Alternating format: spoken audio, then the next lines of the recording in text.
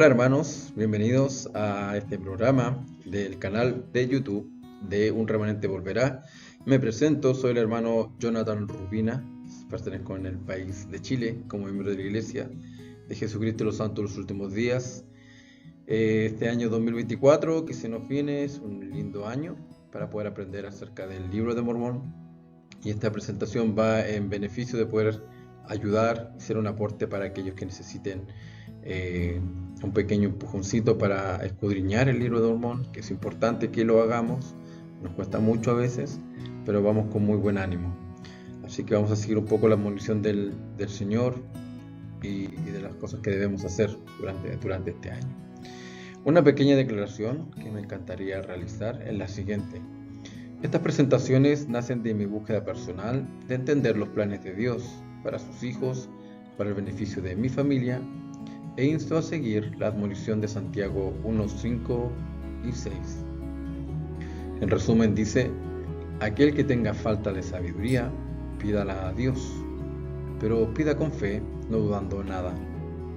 Por lo tanto, no debe reemplazar sus estudios personales o familiares del programa Ven Sígueme 2024, el Libro de Mormón, que es lo que estudiaremos este año. Para continuar con la siguiente presentación, quisiera primero que nada poder responder o dar énfasis a lo que realmente es el Libro de Mormón para el mundo entero. Un testimonio nuevo y adicional de que Jesucristo es el Hijo del Dios vivo. Eso debemos tener en cuenta ante cualquier tipo de estudio serio que queramos realizar este año del Libro de Mormón. Eso es el Libro de Mormón. Pablo registra: por boca de 2 o 3 testigos se confirmará toda palabra. Este principio se enseña en la antigua ley de Moisés. Es repetido por el Salvador en Mateo 18:16, y Pablo lo enseña nuevamente. Se convierte en el estándar por el cual se acusa a un acusado o se establece un hecho. Por lo tanto, el Señor brinda un segundo testimonio de la divinidad de Jesucristo al darnos el Libro de Mormón. ¿No sabéis que el testimonio de 2 naciones os es testimonio de que yo soy Dios? Un estudio cuidadoso de casi cualquier principio doctrinal importante revelará que la doctrina se enseña en 2 o 3 fuentes diferentes. Generalmente la Biblia, el Libro de Mormón y Doctrina y Convenios son nuestros libros principales de lectura junto con la Pelea de Gran Precio. Así vemos que el Señor cumple la ley que le dio a Moisés. Este principio también condena a quienes rechazan el mensaje habiendo tenido más de un testigo. Un paréntesis con respecto al Libro de Mormón o su aparición o por qué el Señor lo preparó es no olvidar que el Señor actúa bajo pactos, bajo convenios, y uno de los importantes que el Señor ha realizado es el pacto abrahámico, ¿cierto? El pacto del Sinaí, donde Él se compromete a poder hacer que la descendencia de Abraham, ¿cierto?, sea como las arenas del mar. Debido a la desobediencia del pueblo de Israel y por el motivo por el cual han sido dispersos, nace este libro, porque recuerden que es un éxodo que hace Leí desde Jerusalén ya hacia este nuevo continente. Entonces este libro también da cumplimiento a las promesas que el Señor realizó al padre Abraham, Isaac y a Jacob. Entonces no olvidemos ese punto importante. Dios tiene convenios vigentes que no han sido demitidos, o sea, no han sido eliminados, abrogados, ya los tiene vigentes, y Él en cumplimiento de aquellos convenios realiza un plan y su obra que nosotros nos cuesta ver. Para seguir, avancemos. La importancia del Libro de Mormón para los santos de los últimos días.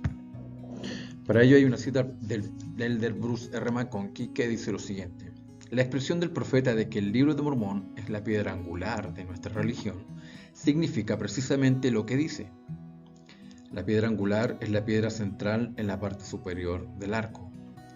Si esa piedra se quita, entonces el arco se desmorona, lo cual en efecto significa que el llamado mormonismo, ¿cierto?, refiriéndose a nosotros, que en realidad es el Evangelio de Cristo, restaurado nuevamente en este día, se mantiene o cae con la verdad o la falsedad del Libro de Mormón. Estas palabras las emitió el elder Bruce R. McConkie en el año 1961 en un informe de conferencia y relata la importancia que tiene el libro para nosotros como miembros de la Iglesia de Jesucristo de los Santos de los Últimos Días. Nuestro uso del libro de Mormón, ¿de qué manera lo utilizamos? ¿Cuál es el valor que le estamos dando al libro de Mormón en nuestras vidas? El presidente Joseph Fielding Smith declaró: ahora el Señor nos está ocultando muchas verdades que gustosamente revelaría si estuviéramos listos para recibirlas. ¿Sabías que una parte del registro del cual se tomó el libro de Mormón está sellada? Al profeta no se le permitió romper los sellos y no recibimos el registro sellado hasta que llegue el momento en que el pueblo muestre por su fe su disposición a aceptarlo. Esto tiene que ver con las cosas menores que nos llegaron del libro de Mormón a nosotros. Más adelante vamos a ir viendo qué registro es parte de las planchas menores y qué registro es parte de las planchas mayores, qué resumió Mormón y qué registros se mantenieron de forma íntegra. Entonces se nos ha dado el libro de Mormón y el uso que debiéramos darles debe tener una relevancia importante en nuestras vidas, como testimonio de que es otro testamento de Jesucristo, pero también de lo que nos enseña al respecto de los eventos futuros de los cuales nos enfrentaremos. Este es un arco. Como un ejemplo, en este lugar central va la piedra angular. Cuando la piedra angular cae, es muy probable que todos los pilares, ¿cierto?, derecho e izquierdo puedan caer. Una piedra angular es la piedra central de un arco. Mantiene todas las demás piedras en su lugar y si se quita, el arco se desmorona. Hay tres formas en las que el libro de Mormón es la piedra angular de nuestra religión. Es la piedra angular de nuestro testimonio de Cristo y es la piedra angular de nuestro testimonio. Entonces vamos viendo la importancia que tiene el libro de Mormón para nosotros. Y en este año que es clave, hermanos, es clave para que lo estudiemos, lo tomemos muy en serio y lo escudriñemos. El libro de Mormón, la plenitud del Evangelio. ¿Qué significa la plenitud del Evangelio? El término plenitud del Evangelio eterno merece alguna explicación. Los temas doctrinales que se han convertido en conversaciones comunes entre los santos de los últimos días están ausentes o casi ausentes del registro.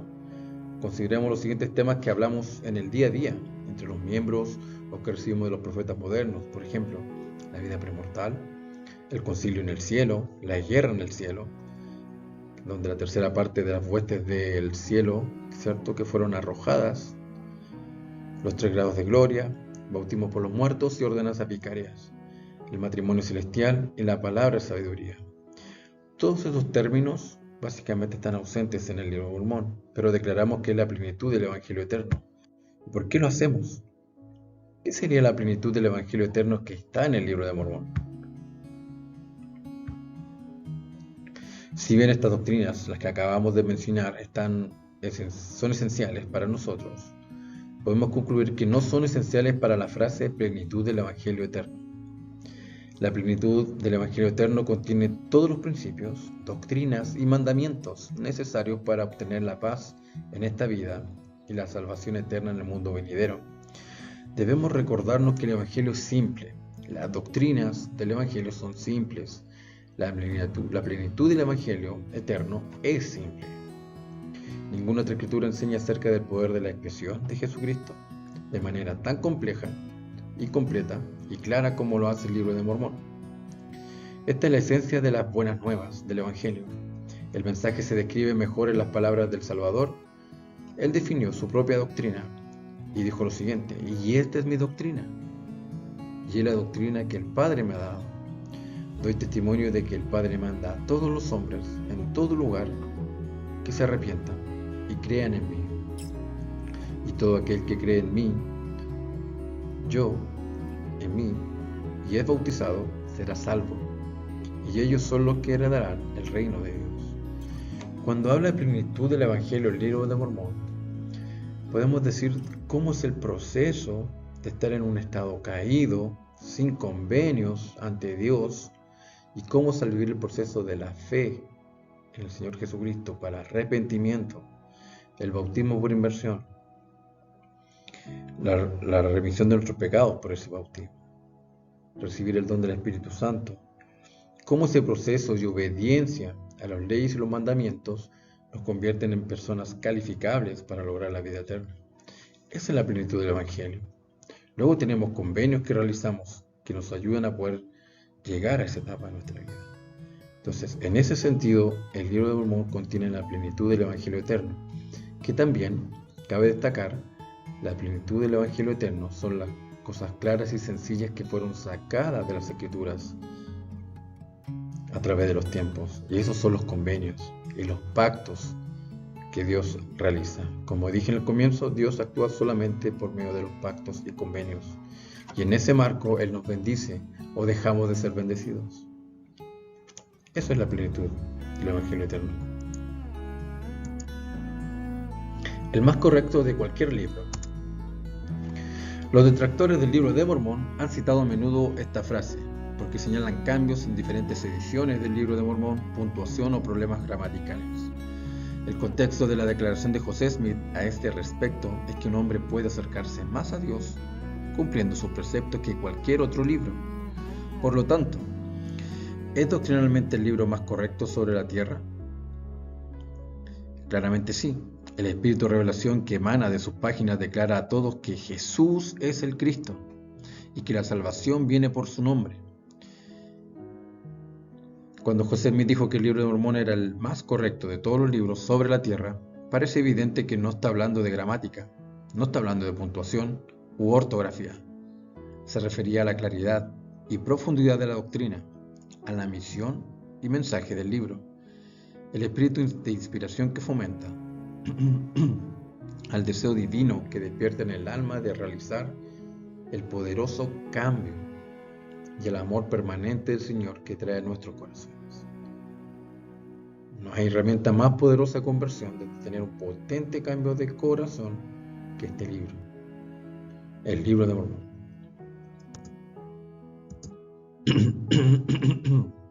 Sigamos. Sobre las planchas tomadas de las planchas de Nefi. Ok. En este caso, las planchas de Nefi a las que se hace referencia son las planchas mayores. Ya es una de las cosas que a mí personalmente me costó también comprender con el tiempo qué son las planchas mayores, qué son las planchas menores, cuál es el libro de Éter, las 24 planchas que encontró el pueblo del rey Limi. Pero vamos a dar un poco más de detalle al respecto. Dice, Moroni dice que Moroni contenían varios juegos diferentes de planchas entre ellas. Pongamos atención en esto, muy importante para comprender el estudio del libro y iniciarlo de buena manera. Dice, las planchas menores de Nefi se componen de un registro íntegro de Nefi, ¿ya? Los cuales son, en el orden, primer Nefi, segundo Nefi, el libro de Jacob, Enos, Jarón y Ovni. Cuando hablamos de registros íntegros, es que nos llegaron tal como lo escribieron la mano de sus autores a nosotros. ¿Ok? Esas son las planchas menores. Luego hay un resumen de Mormón de las planchas mayores de Nefi, que incluía la historia del pueblo desde que Leí salió de Jerusalén hasta los días de Mormón. Las 116 páginas que contenían el registro abreviado de Mormón desde los días de Leí hasta los días del rey Benjamín. Nótese esto, que es importante saberlo. Las 116 páginas que se extraviaron en el proceso de traducción del profeta José Smith, cuando Martin Harris las llevó, esa era una abreviatura de las planchas menores del registro de Leí que Mormón había realizado. Sabemos también que Nefi había sido inspirado a seguir con su registro de las planchas menores por un propósito que él desconocía. Y todos podemos dar cuenta de que cuando se perdieron estas planchas, las 116 páginas, ¿ya? Dio cumplimiento de que, porque el Señor le dijo a Nefi que continuara con el registro, para que de esa manera no se perdiera la historia de Leí, ¿cierto? Hasta cuando llegaron las Américas. Luego hay una continuación de Moroni del registro de Mormón, desde Mormón 8.1, que incluye el resumen de Moroni, del registro de los jareditas y su propia historia. ¿Ok? Vamos a dar más detalles al respecto. para entrar más en contexto y no perdernos. Ahora, ¿qué porciones del libro de Mormón escribió Mormón? Esto lo saqué desde la web, ya, para entender un poco lo que el trabajo que realizó este profeta. Dice: una lectura cuidadosa de la explicación revela que Mormón comprendió las planchas mayores del libro de Mosiah hasta registrar su propia historia en el libro de Mormón. ¿Okay? Recordemos lo que vimos recién. Están las planchas menores, ¿ya? Que son registros íntegros, que no se resumió nada de ellos, desde primer Nefi hasta Omni. ¿Okay? Ahora, el trabajo que hizo Mormón lo hizo desde el libro de Mosiah de las planchas mayores de Nefi hasta su propia historia. Por lo tanto, Mormón dice que es responsable de las páginas 143 a la 481 de la edición en inglés. Podemos hacer la misma referencia desde la versión en español. Esto representa un total de 338 páginas de 531, o poco más de 3/5 partes del libro de Mormón.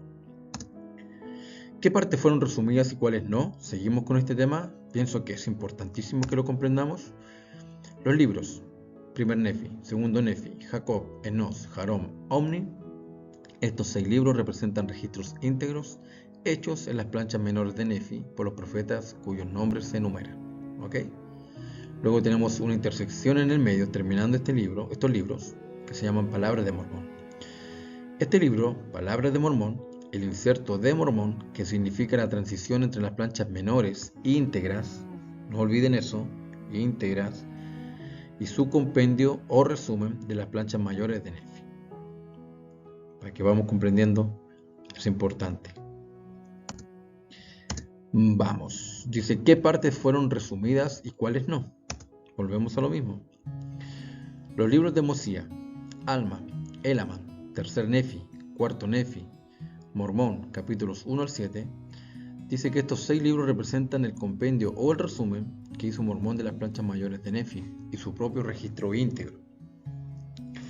Luego los capítulos de Mormón, del 8 al 9, junto con Éter y Moroni, dice que esta porción representa el trabajo de Moroni, ya del hijo del profeta Mormón, para terminar el registro, y el libro de Éter está resumido por él, por Moroni.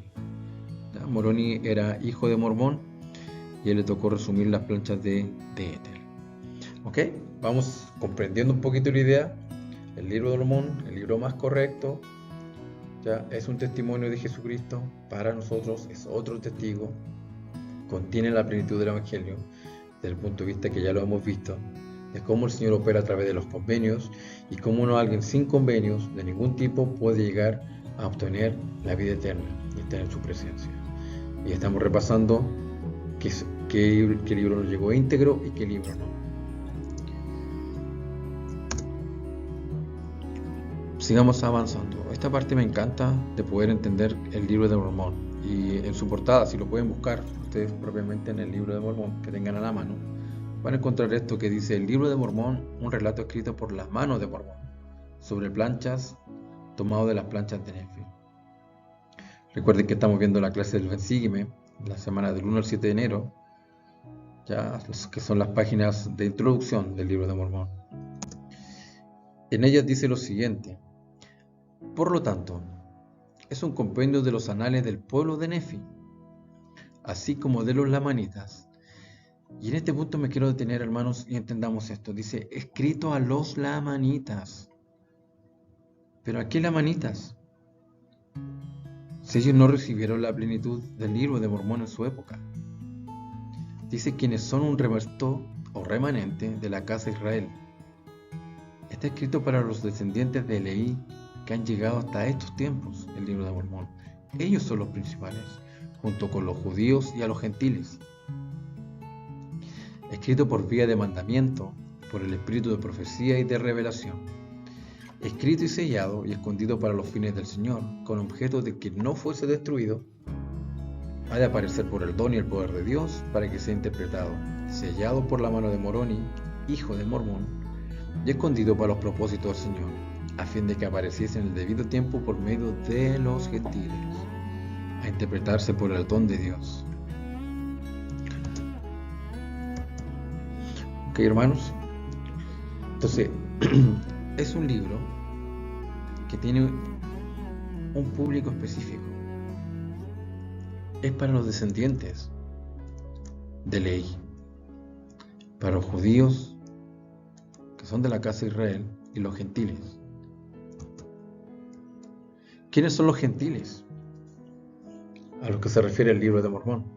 Para poder comprender algo, definamos quién es la casa de Israel. La casa de Israel son los descendientes de Leví, son los judíos y son las 10 tribus.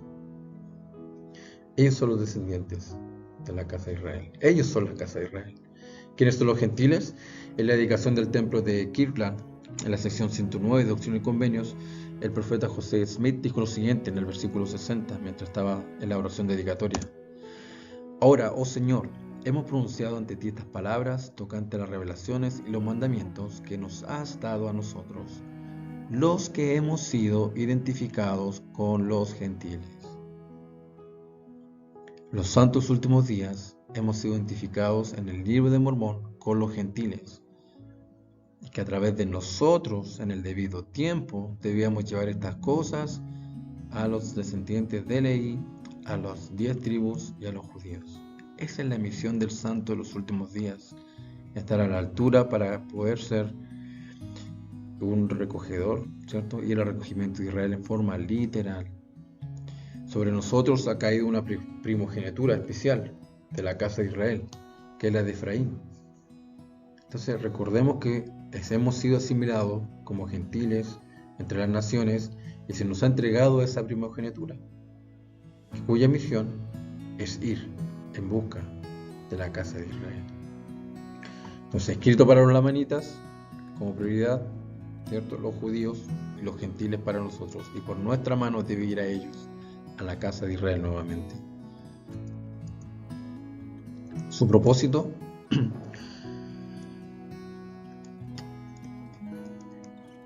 mostrar al resto, al remanente de la casa de Leví, a los judíos, a las 10 tribus, cuán grandes cosas el Señor ha hecho por sus padres, y para que conozcan los convenios del Señor y sepan que son ellos, que no son ellos, desechados para siempre. Eso es el propósito del libro de Mormón. Tiene que llegar a ellos para mostrarles que el Señor nunca ha olvidado los convenios que ha hecho con la casa de Israel. Y luego, también para convencer al judío y al gentil de que Jesús es el Cristo, el eterno Dios, que se manifiesta a sí mismo a todas las naciones.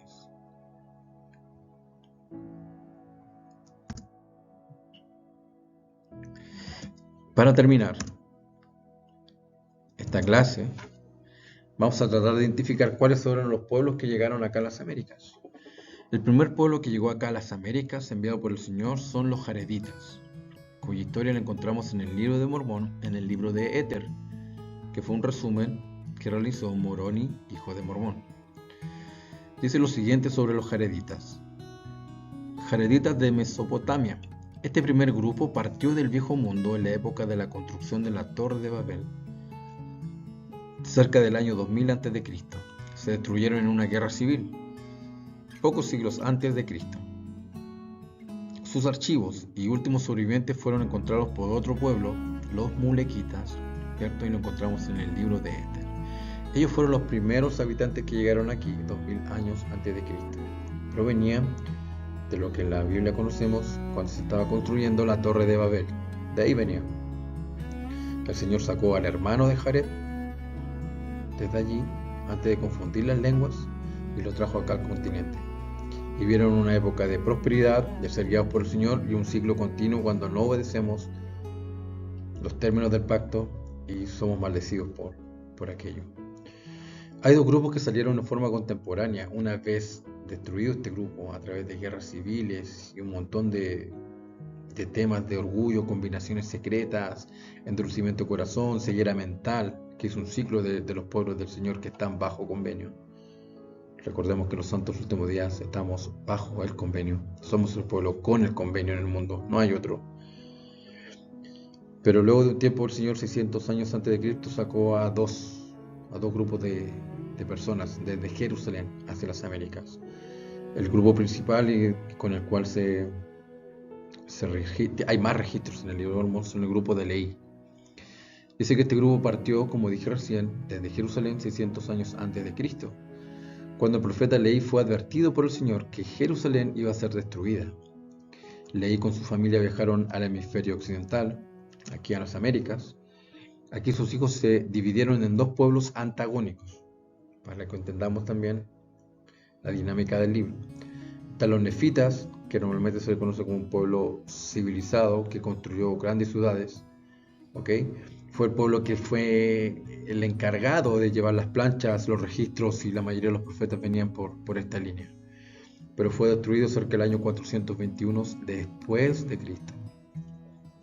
Y luego está el pueblo de los lamanitas, ¿ya? Cuyo origen lo tienen sus hermanos mayores de Nefi, que eran Lamán y Lemuel, que era un pueblo rudo, eran nómadas, ¿ya? Y fue un pueblo que sirvió de escarnio en cierta medida cada vez que el pueblo que tenía los registros, que tenía la guía del Señor, se olvidaba de él.